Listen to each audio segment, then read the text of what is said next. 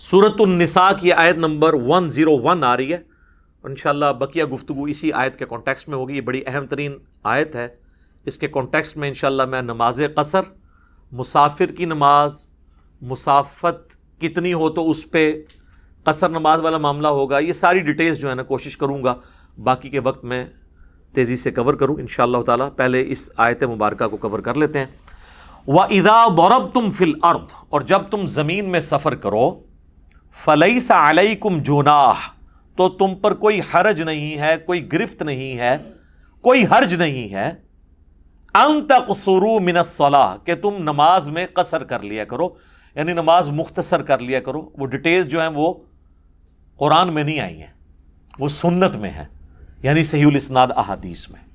اس سے یہ بات پتہ چلی کہ قرآن کی پریکٹیکل اپلیکیشن ایک مسلمان کے اوپر اس وقت ہوگی جب وہ سنت کو بھی مانے گا، ورنہ وہ قرآن کا بھی منکر ہوگا۔ اسی لیے آیا نا سورۃ النساء کی آیت نمبر 80 میں، مَن یُطِعِ الرَّسُولَ فَقَدْ أَطَاعَ اللَّهَ، جو رسول اللہ کی اطاعت کرتا ہے تو وہ اللہ کی اطاعت کرتا ہے۔ اللہ کی اطاعت اب کرنی ہے، نماز قصر کرو، تو یہاں تو نہ نماز کی پوری رکھتے میں موجود نہیں، قصر کہاں سے کرنی ہے؟ طریقہ بھی کوئی نہیں، وہ سنت کی طرف۔ سنت کو ماننا قرآن کو ماننا ہے، اور کسی چیز کا سنت میں ہونا قرآن کا عیب نہیں ہے، کیونکہ قرآن ہی نے سنت کی طرف ہماری رہنمائی کی ہے۔ قرآن کا ٹاپک عقیدہ ہے، سنت اعمال کو ڈیٹیل سے بیان کرتی ہے، لہذا قرآن کا یہ عیب نہیں ہے کہ اس میں نماز کا طریقہ نہیں ہے۔ وہاں نماز کی فرضیت آئی اور چند ایک احکامات، باقی سنت کی طرف قرآن نے ہماری رہنمائی کی۔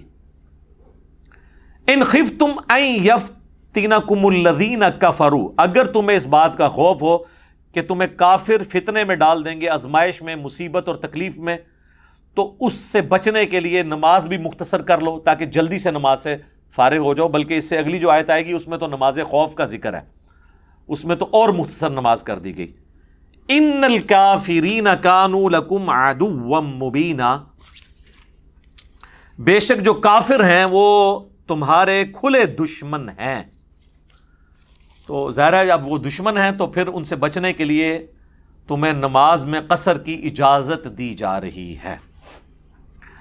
اب یہ آیت بالکل واضح ہے کہ قصر نماز یہ آپشن ہے، نہ کہ obligation، یعنی یہ اجازت ہے نہ کہ حکم ہے کہ ضرور کرنی ہے، کیونکہ الفاظ دیکھیں نا، فَلَيْسَ عَلَيْكُمْ جُنَاحٌ، کوئی تم پہ گرفت نہیں ہے، أَن تَقْصُرُوا مِنَ الصَّلَاةِ، کہ نماز مختصر کر لو، قصر کر لو اس کے اندر، تو کوئی حرج نہیں ہے۔ مراد یہ ہے کہ اگر مختصر پڑھ لیتے ہو تو کوئی حرج نہیں، اگر پوری پڑھ لیتے ہو تو کوئی گناہ بھی نہیں، اور اس کو سپورٹیو احادیث بھی ہیں۔ لہذا حنفیوں کا یہ موقف جو ہے نا کہ نماز قصر کرنا واجب ہے، اور اگر کوئی قصر نہیں کرے گا تو اس کی نماز ہی نہیں ہوگی۔ وہ کہتے ہیں کہ آپ مسافر تھے اور ظہر کے 4 فرض پڑھ لیے تو آپ کے 2 بھی نہیں ہوئے، چلو تھوڑا رحم کھاتے کہتے 2 ہو گئے، 2 نفل لکھے جائیں گے، تو تب بھی ہم ان کو کوئی تھوڑا بینیفٹ آف ڈاؤٹ دیتے ہیں۔ انہوں نے اتنی بڑی کہانی بنائی کہ وہ 4 کے 4 ہی ضائع۔ سر قرآن پڑھیں، کوئی حرج نہیں، یہ انداز ہی بتا رہا ہے کہ یہ اوبلیگیشنل نہیں ہے، آپشنل ہے۔ اچھا، اس میں ایک ابہام ہے، وہ یہ ہے کہ ساتھ ایک شرط لگائی، ان خفتم ان یفتنکم الذین کفروا، اگر تمہیں یہ خطرہ ہونا کہ کافر تمہیں فتنے میں ڈال دیں گے، آزمائش میں ڈال دیں گے، یعنی حالت امن نہ ہو تو پھر قصر کرنے کی اجازت ہے۔ مراد کیا ہوا کہ اگر حالت امن ہے تو پھر یہ اجازت کوئی نہیں ہے، یہ مطلب نکلتا ہے نا اس میں سے۔ لیکن سنت اس کی ایکسپلینیشن کرتی ہے، وہ یہ کرتی ہے، یہ والا مطلب اب لینے کے لیے اس لیے تیار نہیں ہے کہ سنت میں اس کی ایکسپلینیشن آ گئی۔ صحیح مسلم میں حدیث ہے،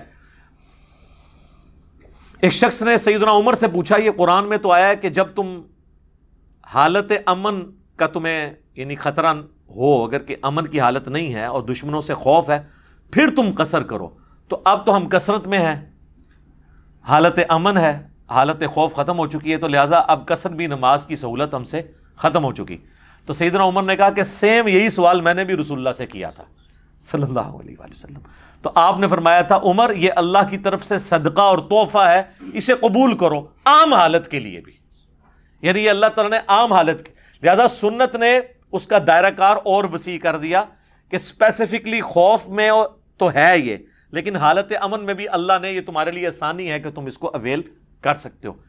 اور اس حد تک کہ صحیح بخاری میں امام بخاری نے چیپٹر کی ہیڈنگ میں لیا ہے، قربان جاؤں، اور مولا علی کے نام کے ساتھ لکھا ہے علی ابن ابی طالب علیہ السلام اس میں. اور امام بخاری ہیڈنگ میں لے کے آئے کہ علی ابن ابی طالب علیہ السلام. یعنی امام بخاری کو کوئی ایران سے فنڈنگ نہیں آتی تھی سر, ہاں یہ بے فکر ہیں. وہ جب خلیفہ تھے تو وہ جب سفر سے واپس آتے تو کوفے کے گھر وہ دیکھ رہے ہوتے تھے, لیکن کوفہ سٹی میں ابھی داخل نہیں ہوتے تھے, تو باہر ہی وہ نماز قصر کر کے پھر ساتھیوں کے ساتھ داخل ہوتے تھے. تو لوگ پوچھتے تھے کہ حضرت اب تو ہم گھر پہنچ گئے, تو وہ کہتے تھے نہیں, اللہ کی فیسلٹی سے فائدہ اٹھاؤ. ٹھیک ہے, تو وہ اللہ کے تحفے کو اس حد تک قبول کرتے تھے. امام بخاری نے یہ جو ایک مولا علی کا یعنی قول نقل کر کے, ان کا عمل نقل کر کے, اس معاملے کو ایسا کھول کے بیان کر دیا کہ اب کوئی یہ گلہ نہیں کر سکتا کہ آج ٹرین میں سفر ہوتا ہے, آج ایئر کنڈیشن سفر ہے, آج ہوائی جہاز میں, لہٰذا اب آسانی نہیں. بھئی جب سب کچھ سامنے نظر آ رہا ہے تب بھی اس کو آسانی کو اویل کرنا ہے. اللہ تعالیٰ خوش ہوتا ہے کہ کوئی آسانی کو اویل کرے. اب آ جائیں ان احادیث کی طرف. صحیح بخاری اور صحیح مسلم دونوں میں حدیث ہے. اما عائشہ سلام اللہ علیہا کہتی ہیں کہ شروع میں نماز ہوتی ہی 2 رکعت تھی. آپ پتہ نا قیام اللیل بھی 2 رکعت 2 رکعت 2 رکعت, جب 5 نمازوں کی ٹائمنگ نہیں تھی. پھر جب مدینہ شریف لوگ ہجرت کر کے آئے تو اللہ تعالیٰ نے نماز کو 4 رکعت کر دیا, لیکن سفر میں 2 ہی باقی رکھی. یعنی ظہر کے 2 فرض ہوتے تھے پہلے, وہ 4 کر دیے, لیکن سفر میں 2 ہی ہیں. اسی طریقے سے عصر کے بھی, عشاء کے بھی, اور فجر کے تو ہی 2 ہیں, وہ 2 ہی رہنے. البتہ مغرب کی ایکسیپشن آ گئی, وہ مسند احمد میں حدیث ہے, سوائے مغرب کے. مغرب چونکہ شروع سے ہی 3 ہے تو وہ 1.5 نہیں ہوتی, وہ 3 ہی رہتی ہے, اور اس پہ اجماع امت ہے. بلکہ یہ 17 رکعتوں کے اوپر تو اجماع ہے. اکثر لوگ کہتے ہیں کہ جی نماز کی رکعتیں احادیث میں بتائیں. سر بخاری مسلم کی درجنوں احادیث ہیں جن میں آپ کو سیدھا رزلٹ ملتا ہے کہ رکعتیں کون کون سی ہیں. ٹھیک ہے, تو اس کی تو ضرورت ہی نہیں ہے, اجماع امت ہے. جہاں پہ اختلاف ہوگا وہاں ہم بات کریں گے. المستدرک للحاکم میں حدیث ہے, المعجم الکبیر طبرانی میں, کہ میری امت کبھی گمراہی پر جمع نہیں ہوگی. سنی شیعہ اور ان کے جتنے چھوٹے چھوٹے آگے فرقیاں ہیں, سب کا یہی موقف ہے. فجر کے 2 فرض, ظہر کے 4, عصر کے 4, مغرب کے 3, عشاء کے 4, اور سفر میں سارے 2 ہو جائیں گے سوائے مغرب کے, یہ 3. باقی احادیث بے شمار ہیں بخاری مسلم کی, میں ساتھ ساتھ بیان کرتا ہوں, ان میں آپ کو رزلٹ نکلتا چلا جائے گا انشاءاللہ. ایک اور حدیث ہے صحیح مسلم میں, ابن عباس کہتے ہیں کہ اللہ تعالیٰ نے سفر میں 2 رکعتیں کر دیں, عام حالت میں 4, اور خوف کی حالت میں, وہ جو سورہ نساء کی آیت نمبر 101 میں آئے گا, وہاں نماز کی 1 رکعت کر دی, اور 2 بھی 1 رہ گئی. 2 بھی پڑھنا ثابت ہے, لیکن 1 بھی صرف پڑھ سکتے ہیں. ظہر کی 1 رکعت, عصر کی 1 رکعت, یہ آسانی بھی ہے جنگ کی حالت میں. وہ انشاءاللہ اگلی دفعہ آیات آئیں گی تو میں انشاءاللہ اس کو کور کروں گا. صحیح بخاری اور مسلم دونوں میں حدیث ہے کہ ابن عمر ایک سفر میں تھے تو انہوں نے اپنے ساتھیوں کو 2 رکعت ظہر کی نماز پڑھائی, پھر اپنے حجرے میں واپس آئے تو انہوں نے دیکھا کہ ابھی بھی لوگ کچھ نماز پڑھ رہے تھے. میرے خیال ہے وہ انفی بریلوی, انفی دیوبندی ہوں گے. تو بخاری مسلم کے الفاظ ہیں, حضرت عبداللہ ابن عمر نے فرمایا کہ یہ کیا پڑھ رہے ہیں؟ ان کا جی یہ سنتیں پڑھ رہے ہیں, وہ نفل نماز جو بعد میں ہم اسے سنت بھی کہہ دیتے ہیں موقع. تو انہوں نے فرمایا کہ اگر میں نے سنتیں ہی پڑھنی ہوتی تو میں ظہر کے 4 فرض نہ پڑھ لیتا. پھر انہوں نے کہا کہ میں نے نبی صلی اللہ علیہ وآلہ وسلم, حضرت ابوبکر, حضرت عمر, حضرت عثمان رضی اللہ عنہم اجمعین, تینوں کے ساتھ پوری زندگی سفر کی ہے, وہ 2 رکعتوں سے زیادہ نہیں پڑھا کرتے تھے. اندازہ کریں, یعنی یہ اس میں الفاظ ہیں کہ میں نے تینوں کے ساتھ سفر کیے, وہ 2 رکعتوں سے زیادہ نہیں پڑھا کرتے تھے. تو یہ بالکل واضح ہو گیا کہ یہ جو ان لوگوں کا خود ساختہ ایک مسئلہ ہے. پھر صحیح بخاری اور صحیح مسلم میں یہ حدیث ہے کہ ایک سفر کے دوران عبداللہ ابن عمر نے جو ہے وہ جب سفر کرتے ہوئے وہ جماعت کروایا کرتے تھے نا خود, تو 2 رکعت پڑھا کرتے تھے, اور اگر کسی مقیم امام کے پیچھے پڑھتے تھے پھر 4 پڑھتے تھے. یعنی اگر مسافر امامت کروائے گا نا تو اس نے تو 2 ہی پڑھنے ہیں, اس کے پیچھے مسافر ہیں وہ 2 رکعت پڑھیں گے. لیکن اگر مسافر مقیم کے پیچھے پڑھے گا, جس طرح لوگ حج اور عمرے پہ جاتے ہیں اور وہ یہ مسئلہ پوچھ رہے ہوتے ہیں ادھی پڑھنی ہے پوری, وہ پائی امام کعبہ اور مسجد نبوی کے امام کے پیچھے پوری پڑھنی ہے, ٹھیک ہے نا, وہ تو ایک افضلیت والی چیز ہے, آپ اس کو یعنی حاصل کریں, تو اس میں یہ آپ نے نہیں کرنا. البتہ اگر کوئی مسافر امام امامت کروا رہا ہے اور اس کے پیچھے مقیم پڑھتا ہے، تو اب مقیم نے 2 نہیں پڑھنے، اس نے تو چونکہ 4 پڑھنے ہیں، تو مسافر 2 پڑھ کے سلام پھیر دے گا، اور جو مقیم ہے وہ اس کے پیچھے اپنی 2 رکعتیں پوری کرے گا، اور وہ 2 رکعتیں اس کی آخری 2 رکعتیں ہوں گی، اس لیے ان میں صرف سورۃ الفاتحہ پڑھے گا بس۔ البتہ فقہ حنفی میں لکھا ہے کہ چونکہ امام کے پیچھے آپ قرات نہیں کر سکتے، حالانکہ امام سلام پھیر کے فارغ ہو چکا ہے، وہ کہتے ہیں بے شک فارغ ہو گیا، آپ نے یہ کرنا ہے کہ آپ نے امام کے سلام پھیرنے کے بعد جب اپنی 2 رکعتیں پوری کرنی ہے تو اندازے سے اتنی دیر خاموش کھڑے رہنا ہے جتنی دیر سورہ فاتحہ پڑھی جاتی ہے، پھر آپ نے رکوع میں چلے جانا ہے، چونکہ امام کے پیچھے قرات نہیں ہوتی۔ پھر ہمیں پڑھاتے تھے امام کی قرات مقتدی کے لیے کافی ہے، تو امام نے تو آخری 2 رکعتوں کی قرات بھی نہیں کی، یہ کون سے مقتدی ہیں؟ یعنی وہ کہتے ہیں امیجن کر لیں آپ، ورچوئل امام ہے آپ کے سامنے، گویا کہ امام ہے آپ کے سامنے، تو ان کے سارے امام ہی حاضر و ناظر ہیں، وہ سلام پھیر کے بھی سامنے موجود ہوتے ہیں۔ جب ہم یہ باتیں کرتے ہیں، کہتے ہیں ہمارے بزرگوں کا مذاق اڑاتا ہے، بھائی بات یہ ہے لوگوں کو تو اپنے اولاد کے کرتوت بھگتنے پڑتے ہیں نا، آپ کے بزرگ وہ ہیں کہ جن کے کرتوت آپ روحانی اولادوں کو بھگتنے پڑ رہے ہیں، اس میں ہمارا کیا قصور ہے میرے بھائی؟ سانو نہ پیٹو، اپنے بزرگوں نو پیٹو، ٹھیک ہے جی۔ اچھا، سنن نسائی میں ایک حدیث ہے، حضرت سیدہ عائشہ سلام اللہ علیہا کہتی ہیں کہ سفر کے دوران میں نے روزہ رکھا اور نماز 4 رکعت پڑھی، تو نبی صلی اللہ علیہ وآلہ وسلم نے 2 رکعت پڑھی اور روزہ چھوڑ دیا۔ بعد میں جب میں نے اللہ کے نبی سے ذکر کیا تو نبی صلی اللہ علیہ وآلہ وسلم نے فرمایا احسنتی یا عائشہ، اے عائشہ تم نے اچھا کام کیا اور مجھ پر بھی کوئی الزام نہیں ہے۔ یہ حدیث اس بات کا ثبوت ہے کہ اگر سفر میں کوئی روزہ رکھ لے یا نماز پوری پڑھ لے تو یہ جائز ہے، بلکہ بخاری مسلم میں حدیث ہے حضرت عائشہ سفر میں پڑھتی ہی 4 رکعت تھی، اور وہ کہتی ٹھیک ہے میں زیادہ یعنی وہ اس طرف جا رہی ہوں، اگر فیسلٹی نہیں بھی اویل کر رہی تو اس چیز کو کوئی برا نہیں مانا گیا۔ حتیٰ کہ سنن دارقطنی میں یہ حدیث ہے اور مشکات کے اندر بھی موجود ہے کہ نبی صلی اللہ علیہ وآلہ وسلم سفر میں بعض اوقات 2 فرض بھی پڑھ لیتے تھے، بعض اوقات 4 بھی پڑھ لیتے تھے، دونوں طریقے سے ثابت ہے، لیکن عمومی عمل آپ کا 2 فرض ہے جو عبداللہ ابن عمر نے نقل کیا۔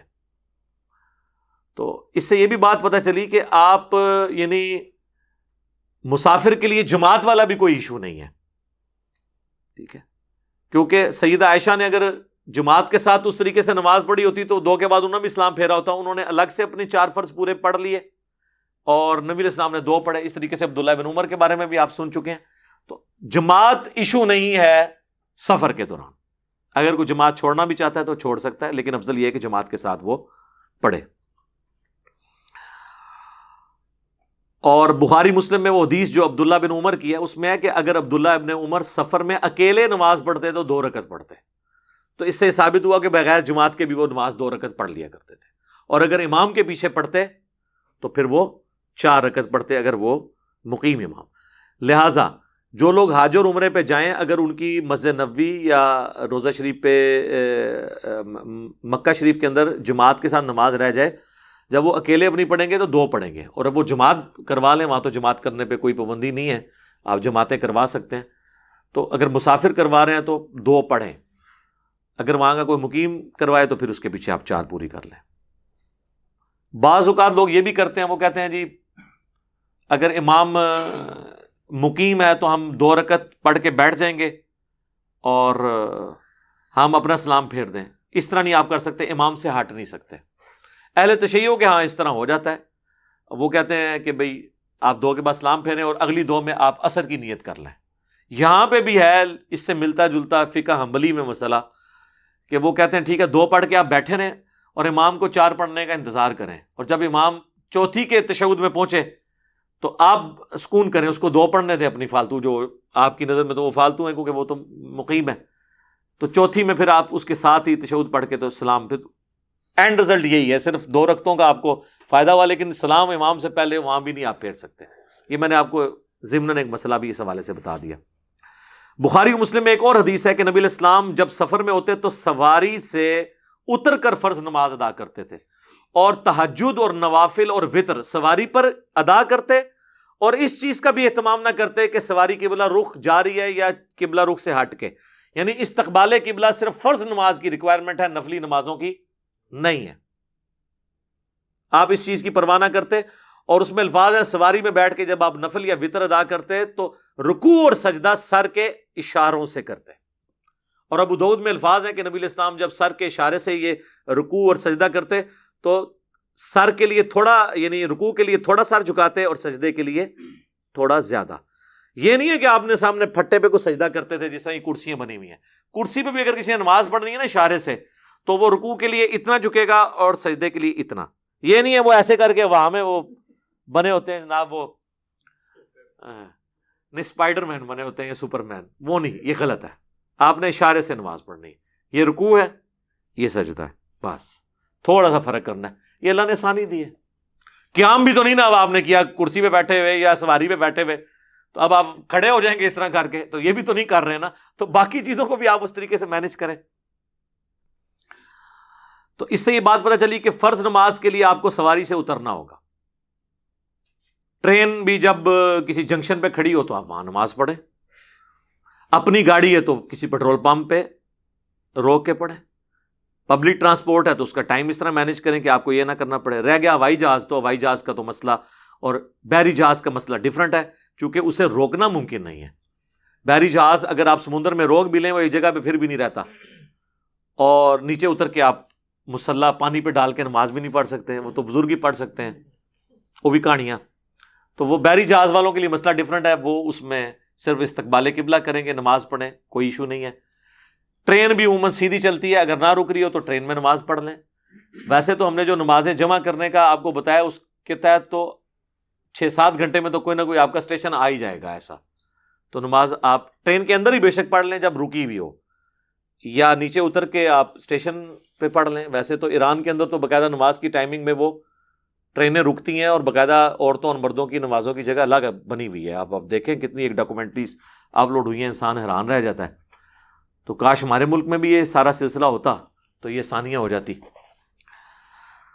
صحیح بخاری اور صحیح مسلم میں ایک اور حدیث ہے کہ نبی علیہ السلام فتح مکہ اور غزوہ تبوک کے موقع پر آپ جب سفر میں تھے آپ نے ظہر اور عصر کی نماز کو جمع کر کے پڑھا اور مغرب اور عشاء کی نماز کو جمع کر کے پڑھا. تو سفر میں آپ کی روٹین تھی کہ نمازیں جمع کرتے تھے مینج کرنے کے لیے. بلکہ جامع ترمذی میں، سنن ابی داؤد میں اور مشکات میں موجود ہے کہ نبی علیہ السلام تینوں طریقے سے نماز کو جمع کرتے تھے. آپ اگر ظہر کا وقت داخل ہونے کے بعد سفر شروع کرتے تو ترمذی کے الفاظ ہیں آپ علیہ السلام ظہر اور عصر کٹھی پڑھتے اور پھر سفر پہ نکل جاتے. اور اگر ظہر کا وقت داخل ہونے سے پہلے آپ سفر شروع کرتے پھر آپ عصر تک کا انتظار کرتے تاکہ سفر زیادہ طے ہو جائے اور عصر کے ٹائم میں جا کے ظہر عصر پڑھتے. اسے کہتے ہیں جمع تاخیر. جمع تقدیم یہ ہے کہ ظہر کے ساتھ عصر، جمع تاخیر یہ ہے کہ عصر کے وقت میں پہلے ظہر عصر، اور درمیان میں جمع سوری. وہ تو حنفی بھی مانتے ہیں کہ ظہر آخری وقت میں اور عصر اول وقت میں. تو تین طریقے سے سنت ہے اور اس میں آسانی ہے. یعنی ظہر کا وقت اگر 12:20 پہ داخل ہو رہا ہے اور مغرب 7:10 پہ، تو 12:20 سے 7:10 تک کسی بھی وقت دونوں نمازیں جمع ہو سکتی ہیں. اور مغرب کا وقت داخل ہو رہا ہے 7:10 پہ اور فجر کا وقت وہاں پہ شروع ہو رہا ہے جا کے صبح تقریباً کوئی 3:45 کے قریب یا 3:30 کے قریب. تو پوری رات میں کسی بھی وقت آپ مغرب اور عشاء جمع کر سکتے ہیں. جمع تقدیم، جمع تاخیر، جمع سوری تینوں طریقے سے سنت ہے. بلکہ صحیح مسلم میں اوپر تلے 10 احادیث ہیں کہ نبی علیہ السلام نے بغیر خوف کے، بغیر بارش کے اور بغیر سفر کے، یعنی مدینہ شریف میں ظہر اور عصر کی نمازیں جمع کی اور مغرب اور عشاء کی نمازوں کو بھی جمع کیا. ابن عباس سے تابعین نے پوچھا کہ اللہ کے نبی علیہ السلام نے یہ عمل کیوں کیا تھا؟ تو انہوں نے کہا اس لیے تاکہ امت کے لیے اس معاملے میں آسانی ہو جائے اور کوئی حرج یعنی تنگی باقی نہ رہے جو امت سے چھین لی گئی اور آپ کو تنگی میں ڈال دیا. دیکھیں نا کتنی بڑی مصیبت کھڑی کر دی. یہ امت کو آسانی دی گئی تھی، انہوں نے کہا نہیں ہم ڈیفائن کریں گے جی، ہر نماز کا ٹائم ہے جی. اور اچھا اس حدیث سے یہ بھی پتا چلا کہ خوف، بارش اور سفر کے بغیر بھی جمع کرتے تھے. تو مراد کیا ہوا؟ سفر میں اور خوف میں اور بارش میں تو ضروری جمع کرتے تھے.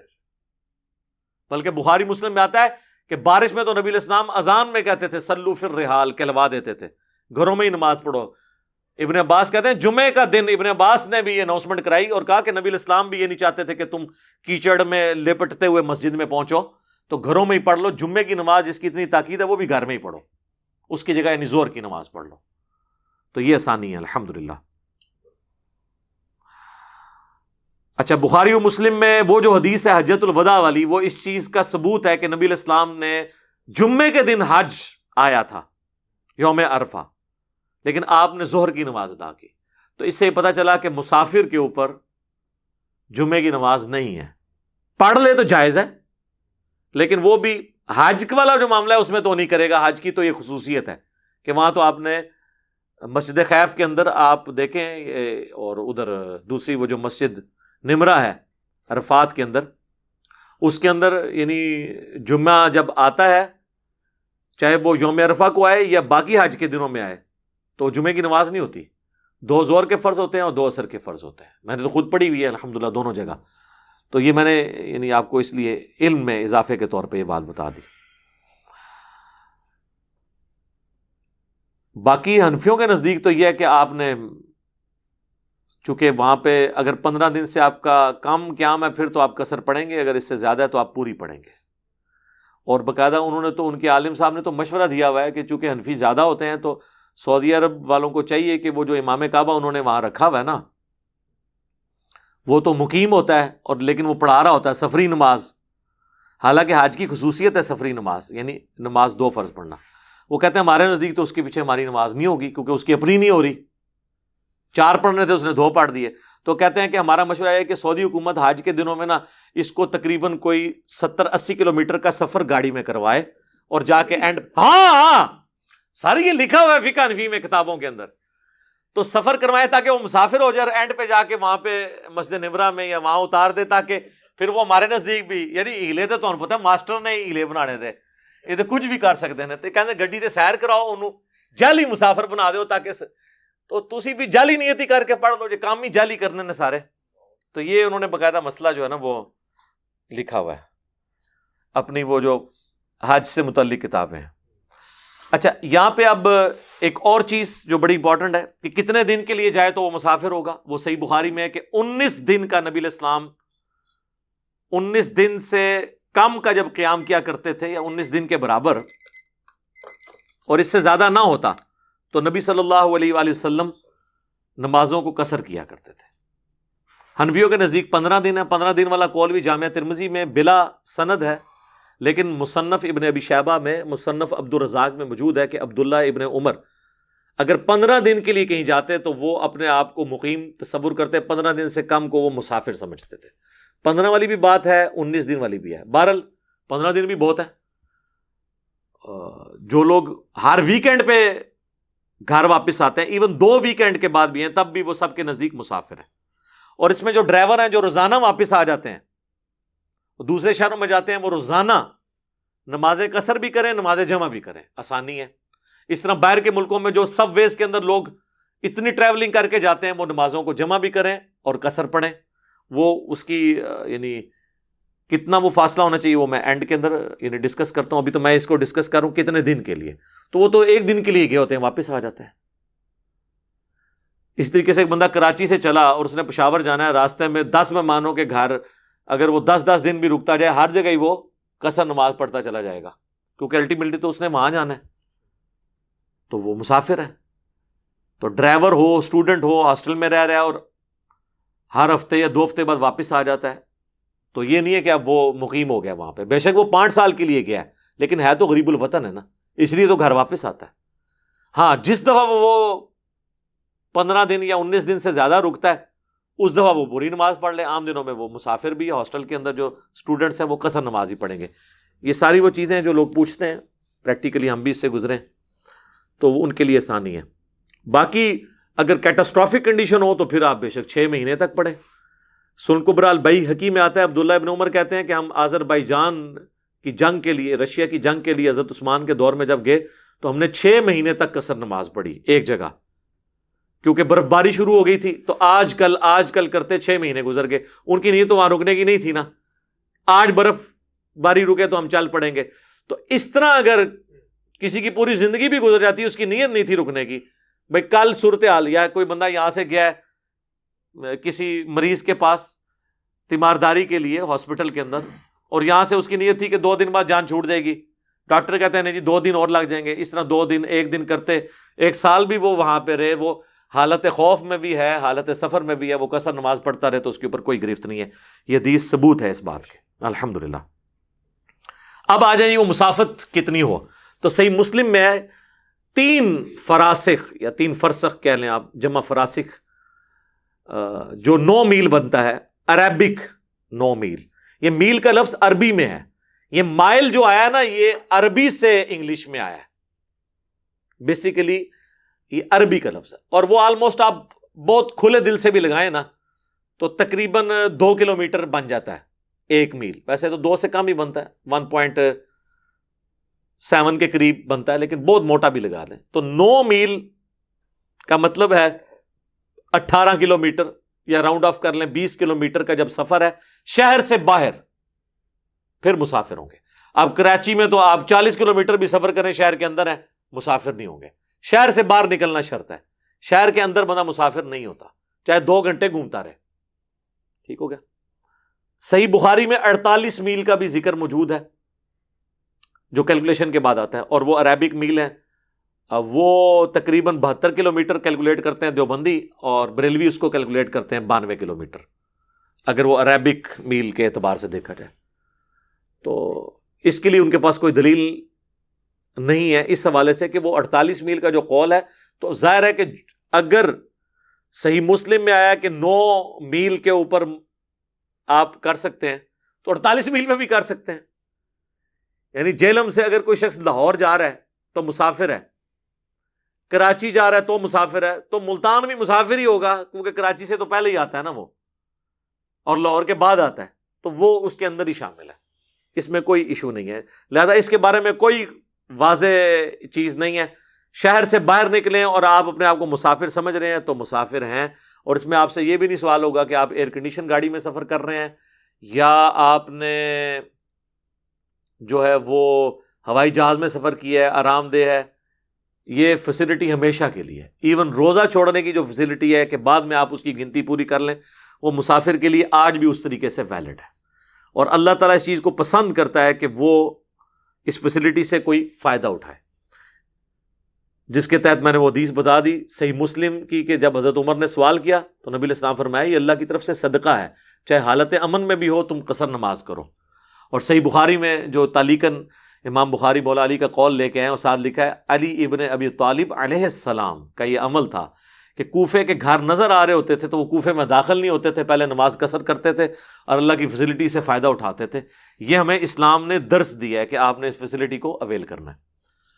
اسی طریقے سے بعض لوگ یہ بھی پوچھتے ہیں کہ جی یہ بتائیں کہ ہم مسافر تھے، سفر میں ہماری زور و اثر قضا ہو گئی، اب گھر پہنچے ہیں تو ہم قصر والی نماز پڑھیں گے یا پوری؟ بھئی گھر پہنچے ہیں تو اب آپ پوری پڑھیں. ویسے تو حنفی کہتے ہیں کہ قصر چونکہ قضا ہوئی تھی تو قصر پڑھیں، اس لیے کہ انہوں نے پہلا رزلٹ غلط نکالا ہے نا قصر کے واجب ہونے کا.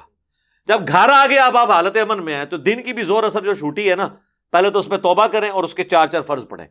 اور چھوٹنی تو چاہیے نہیں. جب اتنا سپین ہے کہ زور کا وقت داخل ہونے سے لے کے مغرب تک آپ پڑھ سکتے ہیں، زور و اثر کو جمع کر سکتے ہیں، اور سفر میں تو سنت ہے، اور مغرب کا وقت داخل ہونے سے لے کے فجر کا وقت داخل ہونے تک پورا آپ پڑھ سکتے ہیں.